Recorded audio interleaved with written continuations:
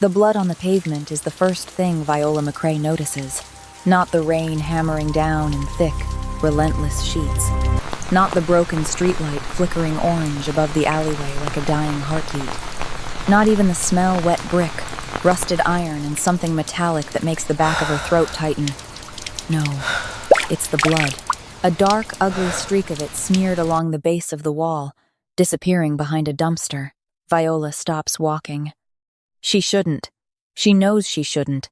This is Kellerman Ave after midnight, the kind of street where minding your business isn't just smart, it's survival. She's just finished a 14-hour double shift at the Gray Line warehouse, and every muscle in her body is screaming for her to keep moving. Her gray hoodie is soaked through to the skin, clinging to her small frame like a second layer of cold. Her ripped jeans are heavy with rainwater. Her sneakers squelch with every step. The yellow umbrella in her hand, the only thing of her mother's she still owns, barely holds back the downpour. Keep walking, Viola. That's what any sane person would do. That's what this neighborhood has taught her for 24 years. You don't stop. You don't look. You don't get involved. But Viola McCray has never been good at leaving broken things behind. She edges around the dumpster, and that's when she sees him, a man, slumped against the wet bricks with his legs splayed out in front of him like someone dropped him there and walked away. His head is tilted back against the wall, rain running down his face in streams, and his eyes are barely open, narrow, dark slits watching her from beneath a curtain of wet black hair plastered to his forehead. He's Asian, young, maybe early 30s, though the bruises make it hard to tell, and he's dressed all wrong for this neighborhood. A black suit jacket, the kind with stitching so fine you can tell it costs more than Viola's rent, hangs off his shoulders, torn at the lapel. Beneath it, a white dress shirt, unbuttoned at the collar, soaked pink where the rain has mixed with the blood seeping from a gash somewhere above his hairline. His shoes are Italian leather, or they were. Now they're just expensive trash, scuffed and waterlogged. Everything about him screams money, old money, dangerous money, and then Viola's eyes land on his neck. There's a tattoo there, black ink, intricate and deliberate, crawling up from beneath his collar like a living thing. The lines twist and curl into what looks like scales, or a serpent, or something she's seen enough times on this side of town to know exactly what it means.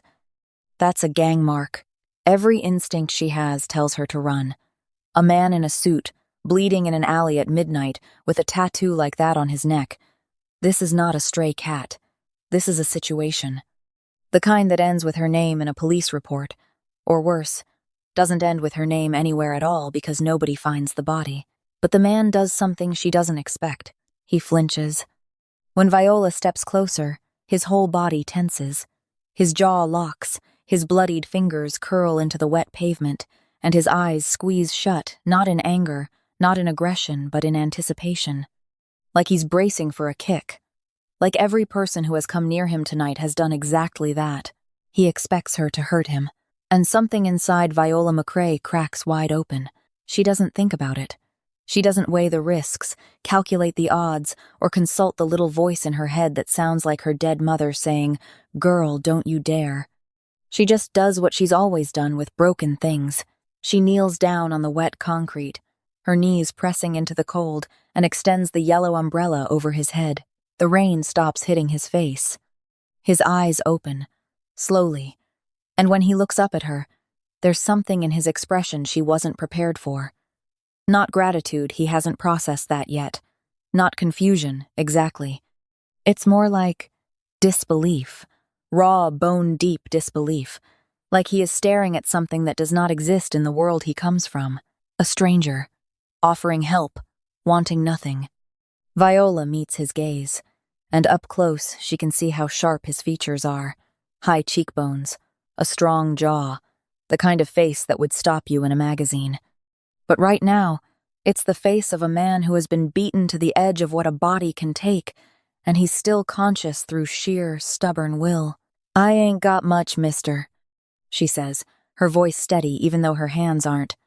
"But I got a dry floor and some soup, and you look like you need both more than anybody I've ever seen."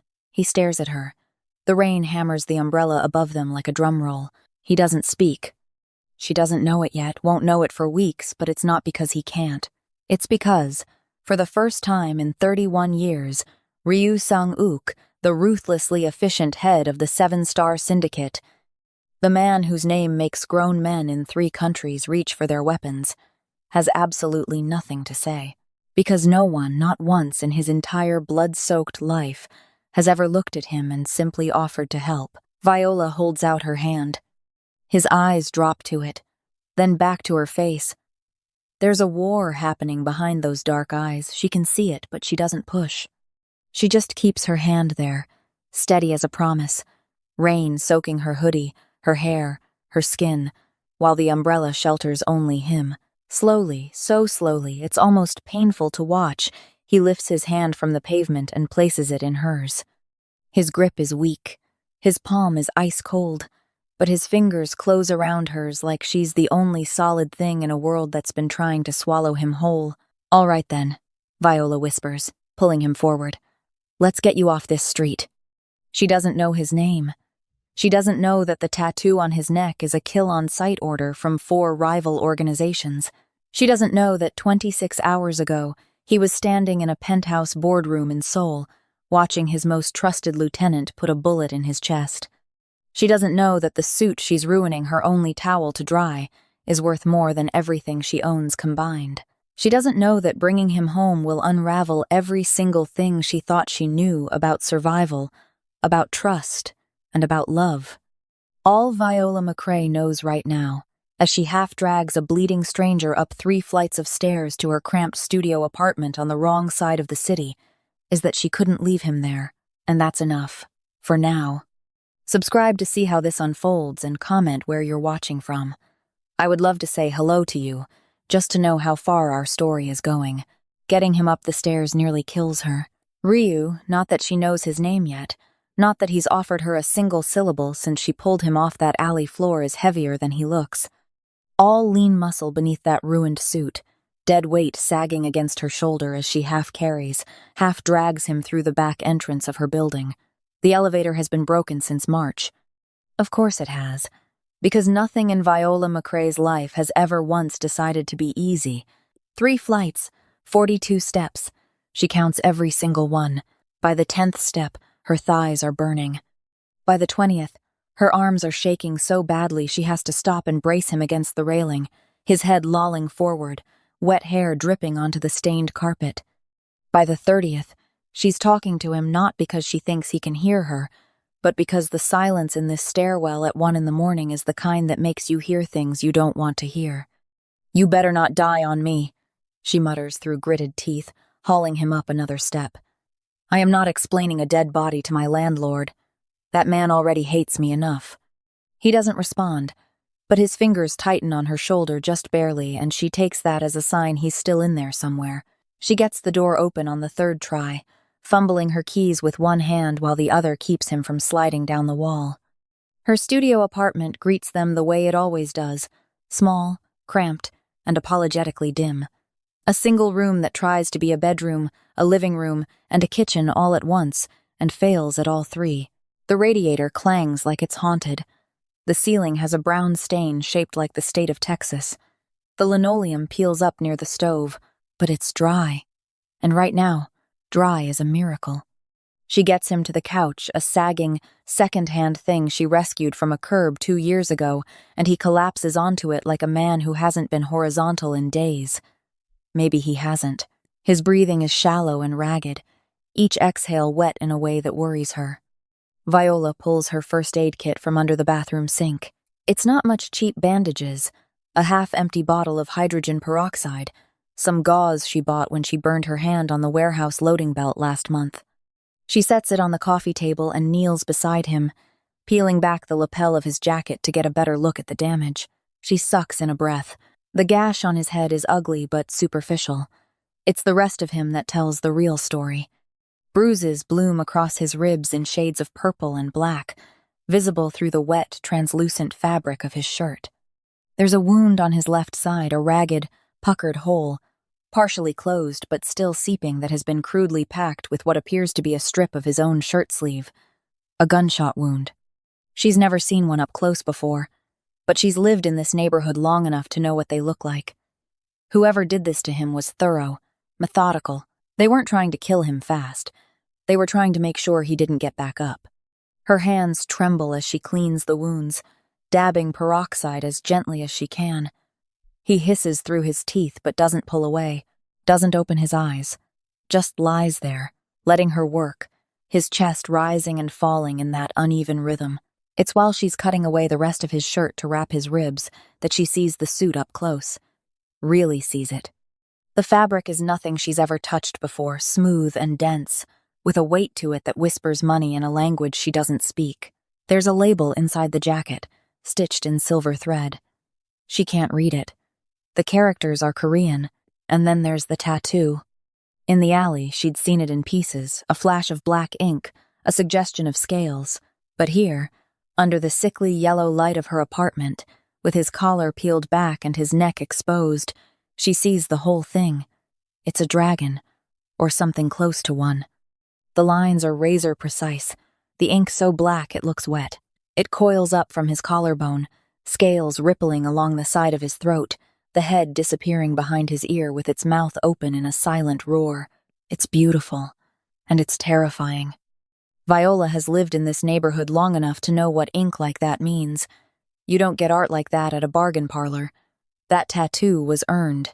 In blood, most likely. And the fact that it's on his neck visible, unhideable, a permanent declaration means whoever this man is, he wanted the world to see it. She finishes wrapping his ribs, pulls the thin blanket from her bed, and drapes it over him. She sits on the floor beside the couch with her back against the wall, still in her wet clothes, too exhausted to change, too wired to sleep. "What have you gotten yourself into, Vi?" she whispers to the empty room. The man on her couch breathes. The pipes groan in the walls. The rain keeps falling. She doesn't sleep until almost 4. He wakes up before she does. Ryu Sang-Ook opens his eyes to a ceiling he doesn't recognize. Water-stained, cracked plaster, a single bulb hanging from a wire, and for 3 full seconds. His body goes rigid with tactical assessment. Threat evaluation runs through him like a current. Enclosed space. One exit a door, dead-bolted, chain lock. One window, small, fire escape accessible. The smell of cheap detergent and instant coffee. No sound of surveillance equipment. No hum of electronics beyond a dying refrigerator. His ribs scream when he tries to sit up. He forces himself upright anyway, biting down on the pain until his vision clears. And then he sees her. She's on the floor, asleep, sitting up, her head tipped to the side at an angle that's going to make her neck ache for days. Still in the same soaked hoodie, her hair escaping its bun in damp curls around her face. Her hands small, calloused, the knuckles dry and cracked are resting in her lap, still holding a bloodied piece of gauze. She fell asleep tending to him. Ryu's eyes move to the coffee table. A first aid kit that belongs in a child's playset. Cheap bandages. A bottle of peroxide with barely an inch left. She used everything she had on him, a stranger bleeding in an alley, and it wasn't much, but it was all of it. He catalogs her. Not as a threat, as an anomaly, poor, obviously. The apartment tells him everything, the peeling linoleum, the radiator held together with tape, the empty refrigerator he can hear straining from here. She works with her hands, the calluses confirm it. She lives alone, there's only one toothbrush in the cup by the sink, visible through the open bathroom door. She's young, mid-20s, maybe, and she's tired in a way that has nothing to do with last night and everything to do with a life that has been grinding her down for years. She is no threat to him. She is, in fact, the least threatening thing he has encountered in over a decade, which makes her dangerous in an entirely different way. Ryu makes a decision. He will not speak. Not yet. Language is information, and information is leverage, and until he understands exactly what this woman wants, because everyone wants something, he will give her nothing. He will play mute. Traumatized, perhaps. A man too broken to form words. It won't be hard. He's been broken before. When Viola wakes 20 minutes later with a gasp and a crick in her neck, she finds him sitting up on the couch, watching her with those dark, unreadable eyes. She scrambles to her feet. Hey, you're awake. That's good. You're okay.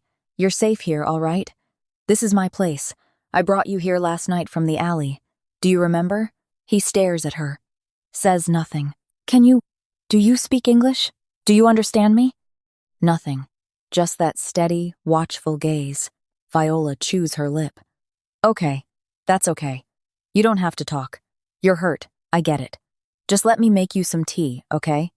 I've got tea, I think. She moves to the kitchen. He watches her the way a predator watches something it hasn't yet classified, not with menace, but with absolute, unwavering attention. Every movement she makes, every cabinet she opens, every word she says, he absorbs all of it. And Viola talks. She can't help it. Silence has always made her nervous.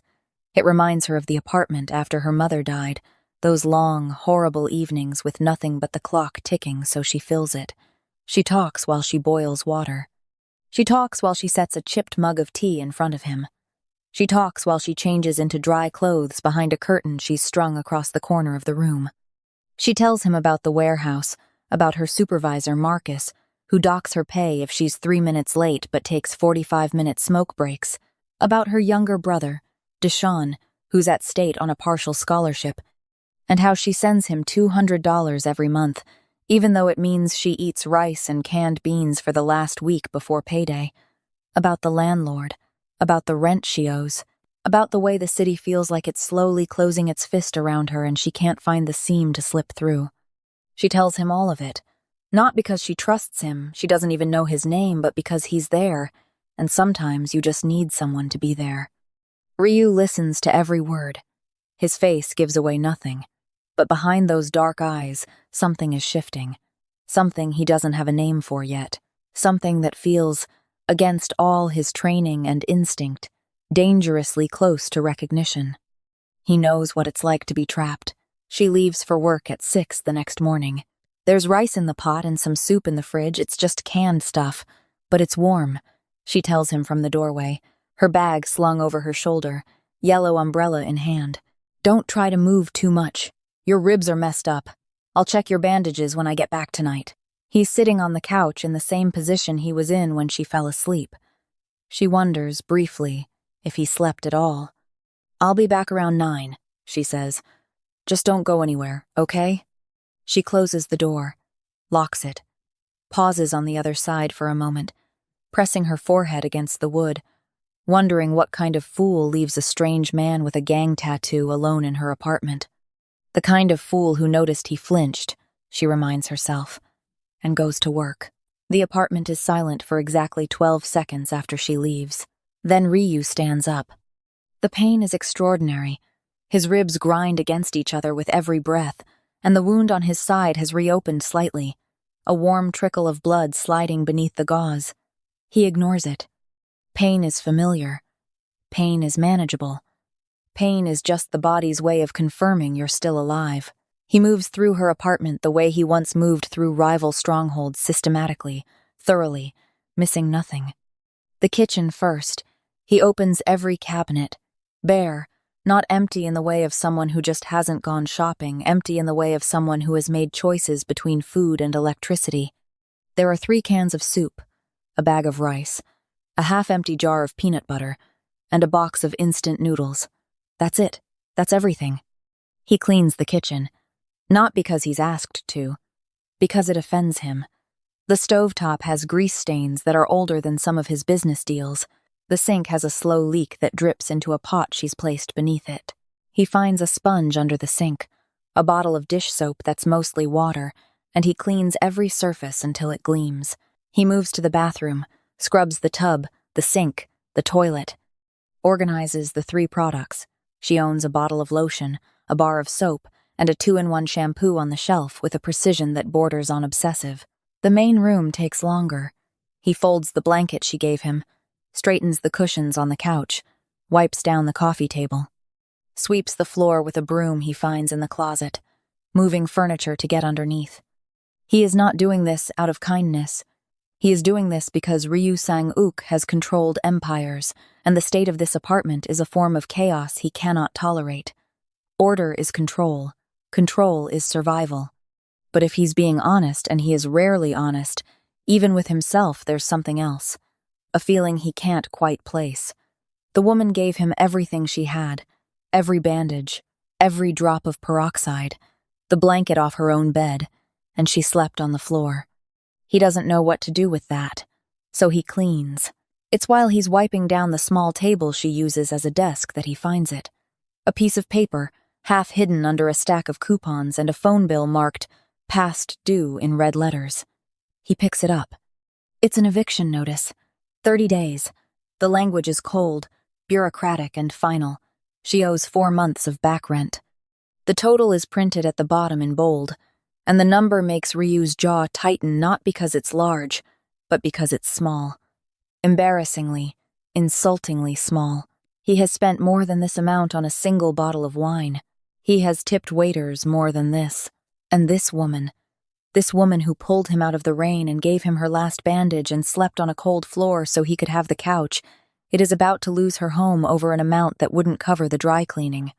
Bill for the suit she's currently drying on her radiator. Ryu sets the notice back on the table. His face is perfectly still, but his eyes go dark. And when Ryu Sang-Ook's eyes go dark, somewhere in the world, someone's life is about to change. The days bleed together after that. A rhythm forms, improbable, domestic, and strangely gentle. Viola works. Ryu heals. She leaves in the morning. He cleans while she's gone. Each day more thoroughly than the last, as if waging a silent war against every stain and scuff in the apartment. She comes home to a spotless room and a man who still won't speak, and she started to accept it the way you accept a stray cat that shows up at your door. You don't ask questions. You just set out the food. She notices small things. Her ancient laptop, which she leaves on the kitchen counter, is sometimes warm when she gets home, as if someone has been using it. Once, she finds her phone browser open to a tab she doesn't remember opening a city housing code database, but she chalks it up to pocket dialing and closes it without thinking. By the end of the first week, his ribs have knitted enough for him to move without wincing.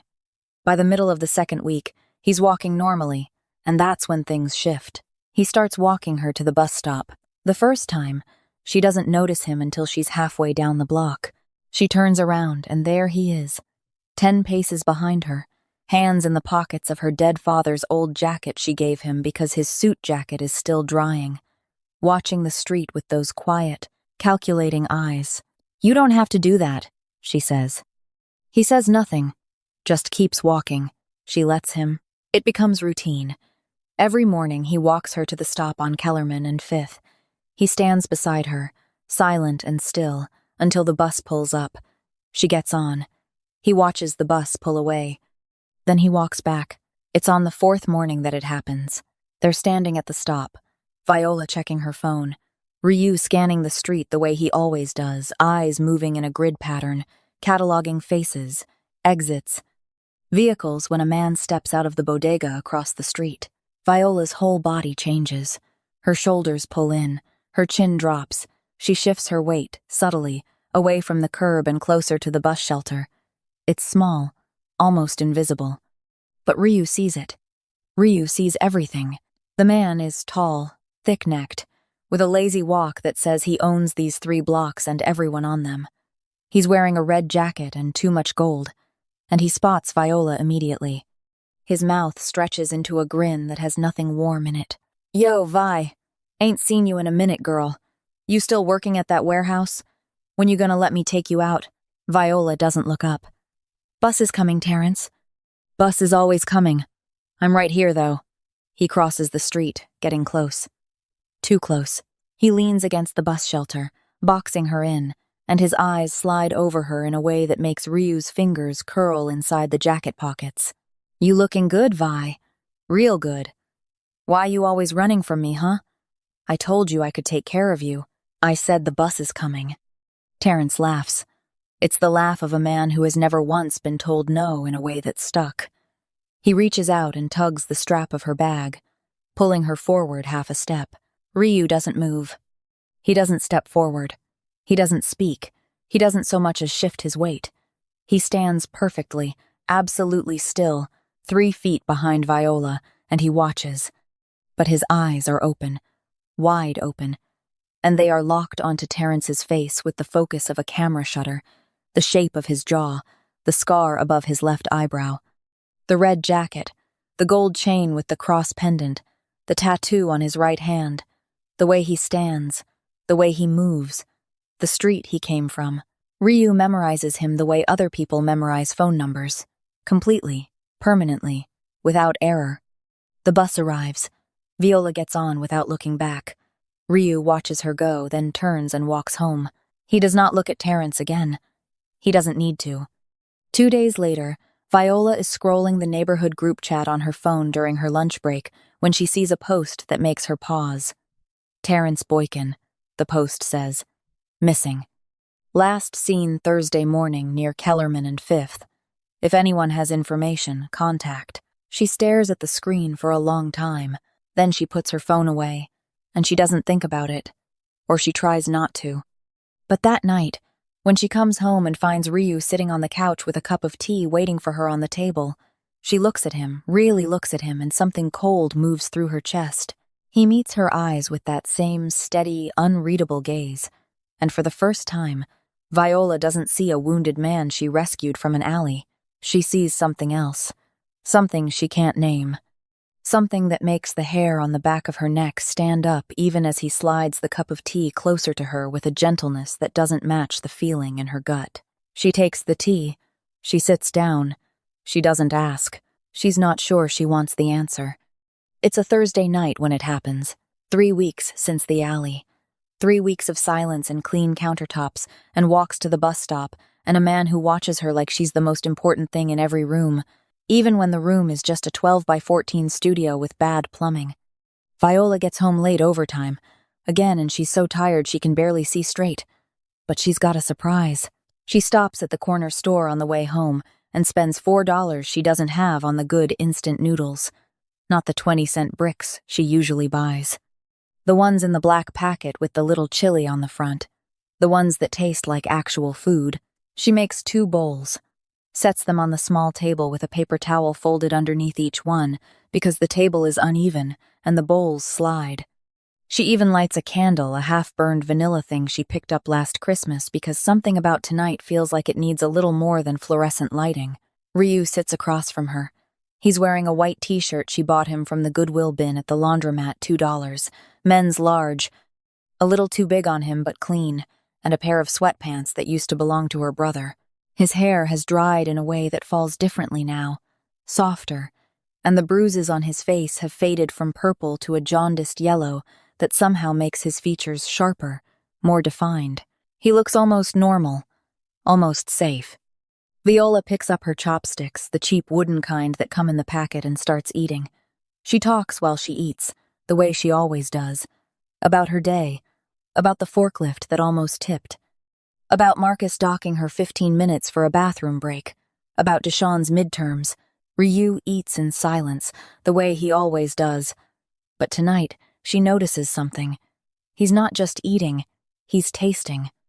Each bite is deliberate, considered, the way someone eats when they haven't had a home-cooked meal in a very long time, even when the meal is instant noodles from a corner store. He finishes before she does. Sets his chopsticks down parallel across the rim of the bowl, a habit so precise and formal it stops her mid-sentence. And then he speaks. One word. Quiet.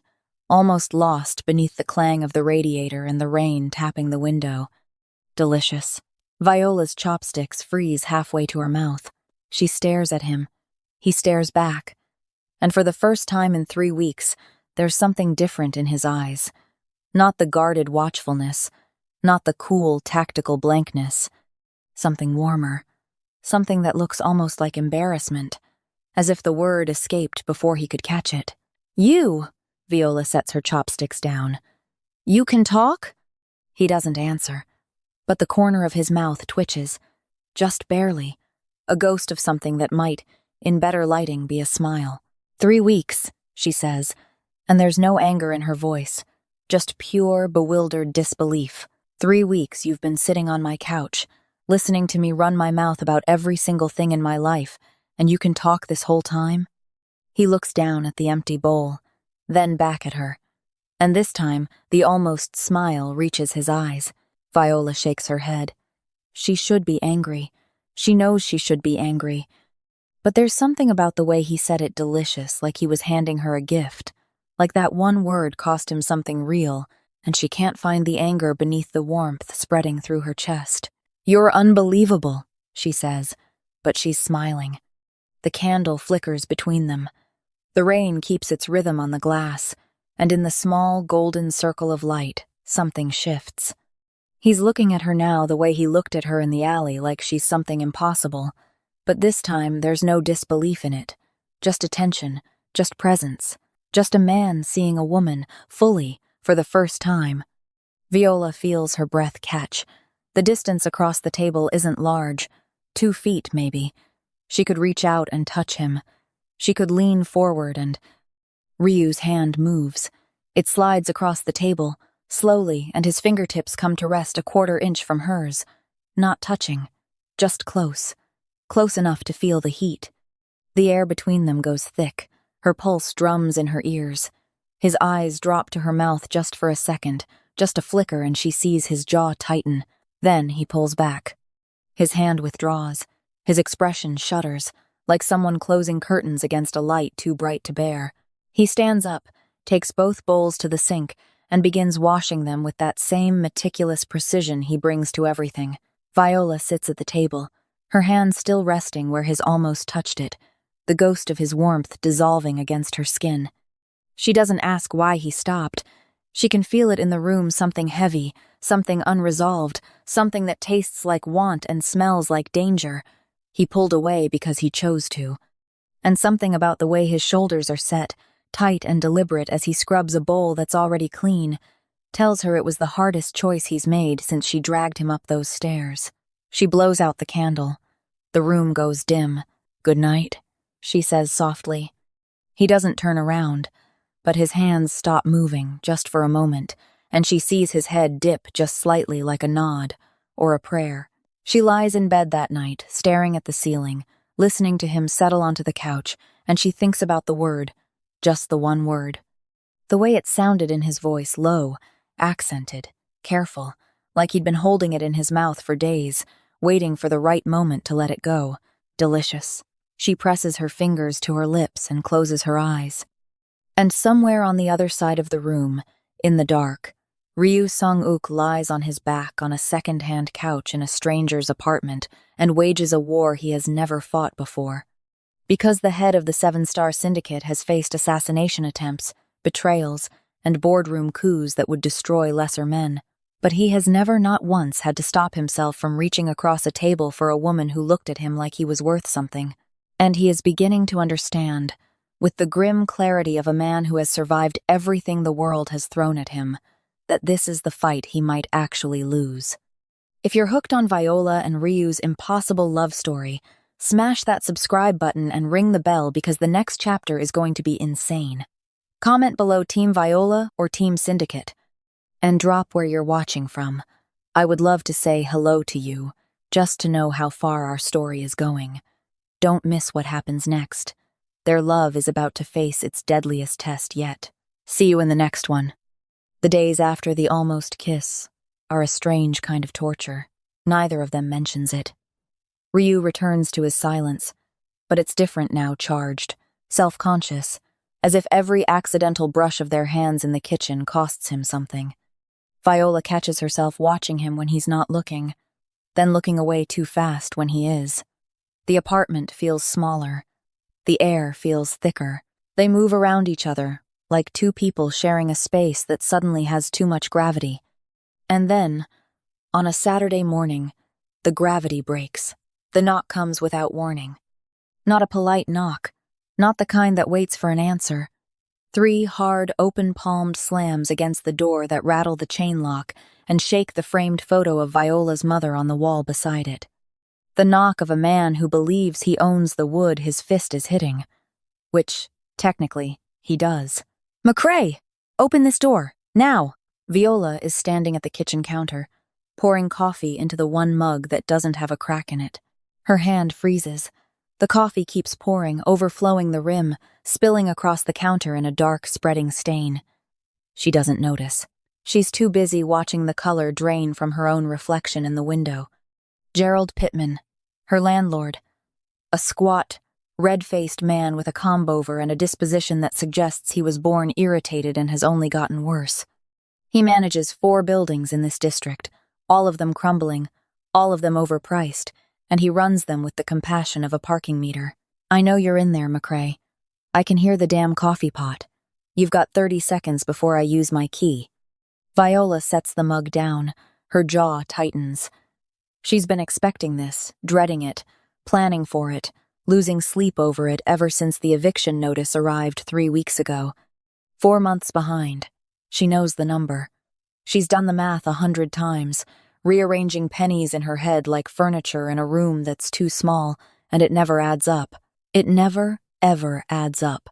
She moves toward the door, her mind racing through the script she's rehearsed. She'll ask for an extension. She'll offer to pay double next month. She'll beg, if she has to, because pride doesn't keep a roof over your head, and she learned that lesson a long time ago. She reaches for the chain lock. The curtain moves behind her. She doesn't see it. She's already sliding the chain, already turning the deadbolt, already pulling the door open to face Gerald Pittman's blotchy, contemptuous face. He's holding a clipboard. There's a man behind him, younger, thicker, the kind of man landlords bring when they expect the conversation to go badly. 4 months, McCray, Pittman says, not bothering with a greeting. 4 months and 12 days. I've been more than patient. I've been generous, frankly, considering the market rate for this unit. Mr. Pittman, if I could just have until the end of the month. The end of the month was 2 months ago. I've got the paperwork right here. You've got 72 hours to vacate the premises, or I begin formal proceedings. I'm done playing nice. Please. I'm working overtime. I just need... What you need is to find somewhere else to live. I've got 3 people on a waiting list for this unit, McCray. 3 people who can actually pay. The words land like a slap. Viola opens her mouth to argue, to plead, to say something. Anything but the sound that comes out is swallowed by a voice from behind her. A voice she has never heard speak more than 1 word. Section 47B of the City Housing Code. Viola turns around. Ryu is standing in the gap where the curtain hangs, the one she uses to section off the sleeping corner. He's shirtless. She's seen him without a shirt before when she changed his bandages, when he washed up at the sink, but never like this. Never standing upright, squared off, his body filling the space with a stillness that makes the air in the room change temperature. The bruises are almost gone now, faded to faint shadows on skin stretched over lean, corded muscle. But the tattoos, God, the tattoos. She'd seen the dragon on his neck. She hadn't seen the rest. They cover him, black ink spilling across his chest, down his arms, wrapping his shoulders and trailing along his ribs. Some are symbols she doesn't recognize. Some are images, a tiger, a 7-pointed star, something that looks like a crown made of thorns. They tell a story she can't read, in a language that has nothing to do with words. He looks like a weapon someone forgot to put away. Who the hell is this? Pittman sputters, his clipboard dropping an inch. Ryu doesn't move, doesn't raise his voice. He speaks the way ice cracks, quiet, precise, and irreversible. Section 47B of the City Housing Code states that a landlord cannot initiate eviction proceedings while there are unresolved habitability violations in the unit. The radiator in this apartment has been non-functional since March. The elevator has been out of service for 11 months. The window seal in the bathroom does not meet insulation code. There is black mold behind the kitchen sink that constitutes a Category 3 health hazard. You have not addressed a single one of these issues. If you file eviction paperwork, I will file a counter-complaint with the City Housing Authority, and the inspection that follows will cost you not just this unit, but the operating license for all 4 of your buildings. The silence that follows is so complete, Viola can hear the coffee dripping off the counter onto the linoleum. Pittman's face cycles through several shades, red, white, a mottled purple before settling on something that looks like fear wearing the mask of outrage. You can't. That's not. I'll call the police. Ryu takes 1 step forward. Just 1. But it's the kind of step that rearranges the geometry of a room. The kind of step that makes Pittman's hired muscle put a hand on the wall behind him, as if checking for an exit. "Call them," Ryu says. His voice is barely above a whisper. "And while you explain to them why you've been collecting rent on units that violate 9 separate municipal codes, I will explain to your wife why you've been collecting cash payments from the tenant in 4C and depositing them into an account she doesn't know about." Pittman's mouth opens, closes, opens again. Nothing comes out. "You have 5 seconds to leave this hallway," Ryu says. "Starting now." They don't need 5. Pittman is gone in 3, the clipboard left spinning on the floor, his hired muscle already 2 steps ahead of him on the staircase. The sound of their footsteps fades down the stairwell like a retreating army. The door is still open. The hallway is empty. Viola stares at the space where her landlord used to be. Then she turns around. Ryu is standing exactly where he was, shirtless, tattooed, his expression settling back into that familiar, unreadable calm. Like he didn't just dismantle a man's entire livelihood in 30 seconds using nothing but words and a single step forward. "Who are you?" The question comes out harder than she intended. There's something in her chest, adrenaline, fear, something she doesn't want to name, and it sharpens her voice into a blade. "Who are you? And don't you dare give me that silent treatment. Not after that. You just quoted housing law like a damn attorney and threatened a man you've never met with information you shouldn't have. And Terrence Boykin, the man from the bus stop who went missing the same week you started walking me to work, was that you too?" Something flickers behind his eyes. Not denial, not guilt, just acknowledgement, quiet and absolute, and it hits her harder than a confession would. "So I'm going to ask you one more time, and you're going to answer me. Who are you?" Ryu looks at her for a long moment. The mask is still on, she can see it, the careful blankness, the controlled stillness, but beneath it, something shifts, something gives way, like a crack running through glass that's been holding too long. "My name," he says quietly, "is Ryu Sang-Ook." The name means nothing to her. She shakes her head. "That doesn't tell me anything." He considers her. Then he walks to the coffee table, picks up her phone, and types something into the browser. He turns the screen toward her. It's a news article, Korean text at the top, English below. The headline reads, "Seven-Star Syndicate leader assassinated in Seoul power struggle." There's a photo beneath it, a press shot, formal, taken at some kind of event.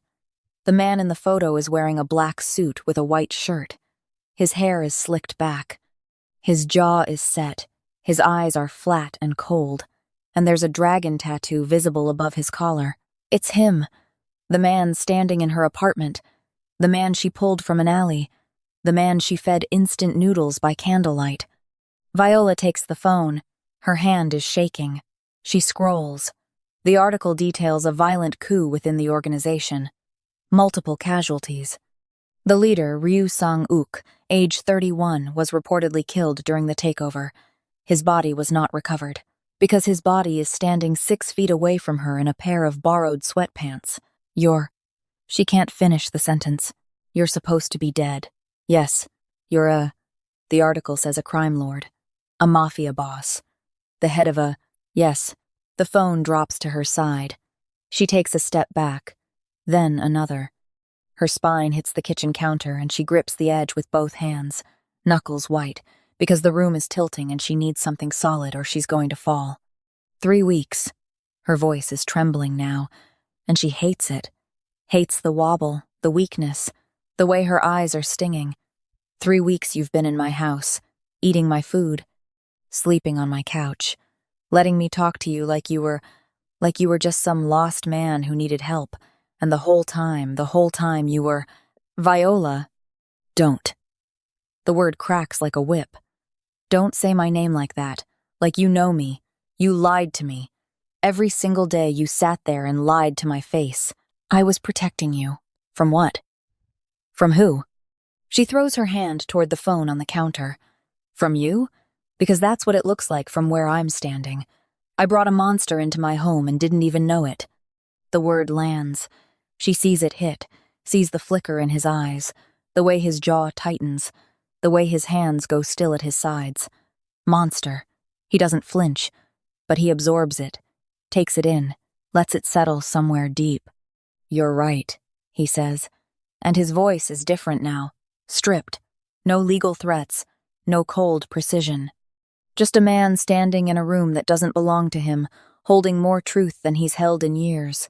"I lied. I should not have, and I am sorry. Get out. Viola, get out of my apartment." He stands there for 3 heartbeats. She counts them. Then he nods one slow, deliberate dip of his head and walks to the couch. He picks up the jacket she gave him, her father's old jacket, and then, quietly, reaches for his own suit, still hanging on the radiator where Viola had mended the torn lapel with a needle and thread.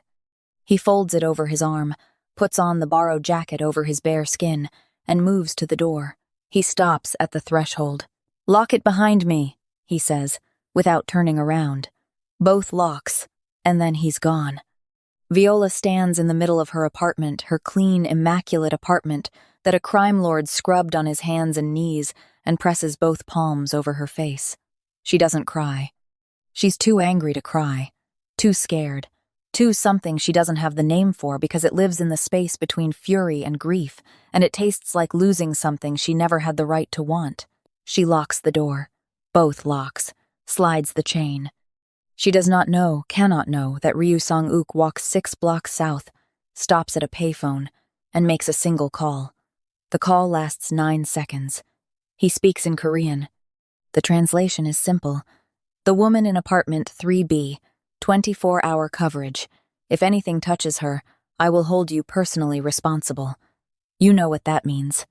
By the time Viola turns off the lights that night, there are 4 men stationed around her building, 2 on the street, 1 on the rooftop across the alley, 1 in a car at the end of the block. They are silent, invisible, and armed with the kind of hardware that doesn't come with serial numbers. She sleeps alone for the first time in 3 weeks. The apartment has never felt so empty. The thing about ghosts is that they leave traces. Ryu Sang-Ook had survived the coup by being invisible. For nearly a month, he had existed in Viola's tiny apartment, like a man erased from the world, no phone, no contacts, no digital footprint, a dead man walking in borrowed sweatpants. But Gerald Pittman has a mouth, and mouths, in Ryu's world, are weapons that fire in every direction. The landlord tells his wife about the terrifying Asian man in McCray's apartment. His wife tells her sister, who tells her boyfriend, who works at a bar on 6th Street where men with certain tattoos drink for free. The story travels the way stories do in neighborhoods like this, through whispers, through glances, through the invisible network of people who profit from knowing things other people don't. It takes 4 days for the story to reach the wrong ears. A Korean man, tattoos, a dragon on his neck, spoke like someone who has given orders his entire life, staying with a woman on Kellerman Ave. The information moves across an ocean in the time it takes to send a text message. It lands on a screen in a high-rise in Incheon, in the hands of a man who calls himself the Ghost, the lieutenant who put a bullet in Ryu's chest and seized the Seven-Star Syndicate, and who has spent the last month trying to confirm that the bullet did its job. It didn't. The Ghost does not panic. He calculates. Ryu alive is a problem. Ryu alive and hiding means he's weak, and Ryu weak is something the Ghost has never had before and will never have again. He doesn't send men to kill Ryu. That would be direct, and direct is what Ryu expects. Instead, he sends men for the only thing that would drag Ryu out of hiding, the thing a man like Ryu should never have but clearly, impossibly does, a weakness. Viola comes home from work on a Tuesday evening, and the apartment door is open. Not unlocked. Open. The chain is hanging, snapped clean from the frame. The deadbolt is intact, which means someone had a key, or something better than a key. Her first thought is Pittman. A retaliatory eviction. Changed the locks, cleared her out. Then she sees the kitchen chair, overturned. The mug she left on the counter, shattered on the floor. The coffee table, shoved 3 feet from where it should be. And on the table, placed with deliberate theatrical precision, is a single photograph, printed, not digital. It shows Viola at the bus stop 3 days ago, taken from across the street with a long lens. There's a red circle drawn around her face. On the back, in neat handwriting she doesn't recognize. 4 words in English. He knows you're alive. She reaches for her phone. Her hands are shaking so badly it takes 3 tries to unlock the screen. She pulls up her recent calls, but there's no number for Ryu. He never had a phone. He was a ghost living in her apartment. And now he's a ghost living somewhere in the city, and she has no way to. A hand closes over her mouth from behind. She doesn't even get to scream. The call comes in at 11:47 p.m. Ryu is sitting in the back of a parked car 6 blocks from Viola's building. He hasn't gone far. Hasn't been able to make himself go far when one of his perimeter guards breaks radio silence for the first time in 5 days. The man's voice is clipped and professional, but there's something underneath it. Something that sounds like fear. They took her. 40 minutes ago. 4 men. Professional entry. We engaged 2 at the rear exit. They were a diversion. The primary team came through the roof. The silence that follows is absolute.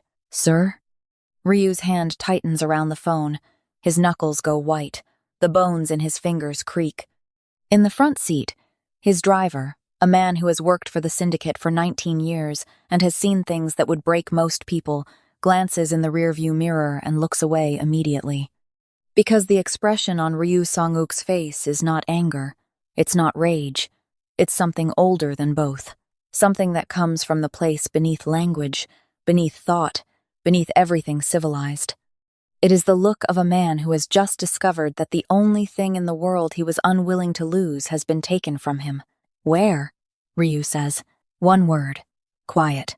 Final. The old Meridian shipping yard, Pier 9. They're holding her in a container on the crane line over the water. Ryu closes his eyes. When he opens them, the man in the car is gone. The man who cleaned an apartment and ate instant noodles and almost reached across a table for a woman's hand, that man has stepped aside. And what's left is something the world hasn't seen in a month. Something the world hoped was dead. How many? 18. Maybe 20. The ghost is there personally. Good. He makes 3 calls. Each one lasts less than 10 seconds. Then he steps out of the car and straightens his jacket, not the borrowed one, not her father's coat. His jacket. The black one. The one Viola dried on her radiator and mended with a sewing needle and thread, stitching the torn lapel back together with small, careful hands. He's wearing the suit she saved. It seems right. The Meridian shipping yard is a graveyard of rust and ambition cranes frozen mid-swing, stacked containers forming walls of corrugated steel, and the river beyond, black and endless. Floodlights carve the scene into sharp planes of light and shadow. Armed men move between the containers like pieces on a board. And 60 feet above the water, suspended from a crane cable, is a shipping container. Inside it, zip-tied to a chair that's bolted to the floor, is Viola McCray. She's terrified. She won't pretend otherwise. The zip ties have cut into her wrists, and her hands are numb, and there's a man standing outside the container with a radio, checking in every 5 minutes, and every time he does, the container sways in the river wind, and her stomach drops. But she's also furious, because she knows this is about him. The man she saved, the man she fed, the man she told to get out. And even now, even tied to a chair in a steel box dangling over a river, she doesn't know if what she feels is fear for herself or fear for him. She hears the first gunshot at exactly midnight. It's distant, a flat, suppressed crack, more like a branch snapping than a weapon firing. Then another. Then 3 more, in rapid succession. Then silence. Then screaming. From inside the container, she can't see what's happening, but she can hear it. The screaming doesn't last long. It's replaced by sounds that are worse, short, brutal, efficient. The sounds of a man who has done this before, who has done this so many times it has become a kind of language, and he is fluent. The container door opens. It's not Ryu. It's one of the ghost's men, wide-eyed, panicking, fumbling with a radio that's gone dead. He sees Viola and raises his weapon, not at her, but toward the door behind him, covering his own retreat. He doesn't see the chain. Viola has been working the zip ties since the moment they put her in the chair. Not with strength, she doesn't have enough. With patience. Ryu taught her, without words, in the small, quiet moments of their weeks together. How to find the weak point, how to apply pressure at the right angle, how to wait. Her right hand slips free. She grabs the chain hanging from the container wall, heavy, industrial, meant for securing cargo, and swings it with everything she has. It catches the gunman across the shoulders. He staggers. The weapon drops. And in the half-second it takes for gravity to decide where the gun lands, a hand reaches through the doorway and catches it mid-air. Ryu. He's bleeding again. A cut above his eye, a gash on his forearm, his suit torn in places that are new. But he's standing. And the way he's standing, feet planted, shoulders set, the gun in his hand, held with the casual precision of a man who considers firearms an extension of his anatomy, is nothing like the man she found in the alley. This is the man the world was afraid of. He fires once. The gunman drops. He doesn't look at the body. He's already moving toward her, his free hand reaching for the remaining zip tie on her left wrist, cutting it with a blade she didn't see him draw. Viola, her name in his mouth. Urgent. Real. Can you move? Yes. Yes, I can move. Then move. Now. Behind them, the yard is chaos. She catches glimpses as he pulls her through the container door, bodies on the ground, floodlights shattered, the ghost's perimeter dismantled with surgical precision. Ryu's people are out there. She can see shadows moving, hear commands in Korean, but this isn't their victory. This is his. She can see it in the wreckage. The path from the yard entrance to this container is a straight line of devastation, and Ryu Sang-Ook walked it alone. At the base of the crane, she sees him, the ghost, slumped against the control panel, his white shirt soaked red, one arm hanging at an angle that says it will never work right again. Ryu doesn't slow down. He doesn't gloat. He doesn't even look. But as they pass, he says one sentence in Korean, low, flat, final, and the ghost's face goes the color of ash. Whatever Ryu said, it's worse than a bullet. It's a promise. They make it to the edge of the pier. Behind them, something detonates the container, she realizes, rigged to blow. A final insurance policy. The explosion turns the sky white and the shockwave hits them like a wall. Ryu doesn't hesitate.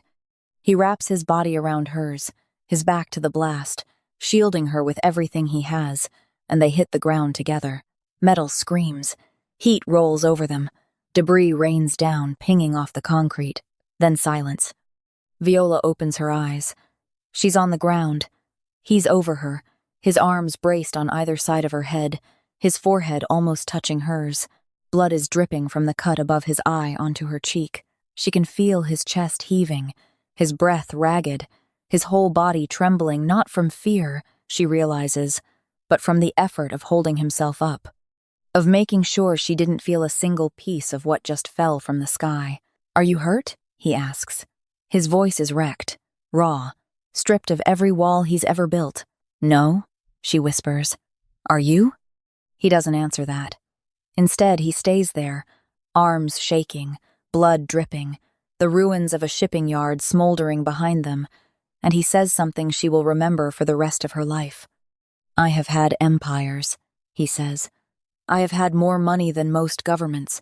I have had power that made men cross oceans to kneel at my feet. And none of it, not one single moment of any of it, ever felt like the night you made me instant noodles and lit a candle that smelled like vanilla." His voice breaks. She feels it happen, a fracture in the middle of a sentence, the sound of a man who has never said these words before and doesn't know if he'll survive saying them now. "You are the only home I have ever known, Viola McCray, the only one, and I am sorry I lied to you, and I am sorry I left, and I am sorry they took you because of me, but I am not sorry I came back. I will never be sorry for that." The fire crackles behind them. Sirens wail in the distance. Somewhere out on the water, the wreckage of the container hisses as it sinks. Viola reaches up. Her fingers, still marked from the zip ties, still shaking, touch his face. She traces the line of his jaw, the cut above his eye, the edge of the tattoo on his neck, the dragon, the kill-on-sight order, the mark that should have made her run 4 weeks ago and instead made her kneel down in the rain and offer a stranger her umbrella. "You bled on my couch," she says. Her voice is thick with tears she's finally letting fall. "You ate all my peanut butter. You made my landlord cry. And you are, without question, the most terrifying man I have ever met in my entire life. He stares at her, waiting, not breathing. Don't you ever leave again, she whispers. His forehead drops to hers, his eyes close. And the sound he makes quiet, broken, grateful is the sound of a man who has finally, after 31 years of blood and power and silence, been allowed to come home. He holds her. She lets him, and for the first time, neither of them needs to say a word. Can Ryu tell friend from foe when the ghost's final play puts everything on the line? And what dark secret connects the man Viola saved to the empire that almost destroyed her? Smash that subscribe button and turn on notifications because you do not want to miss what happens next. This story is about to get even more twisted. Drop a comment, do you think their love can survive the deadliest test yet? And tell me where you're watching from. I would love to say hello to you just to know how far our story is going. Like this video if you're obsessed with this forbidden romance that keeps getting more dangerous. The next chapter drops soon. And trust me, you are not ready for the truth about what Ryu built in the shadows. See you in the next one if Viola's heart survives.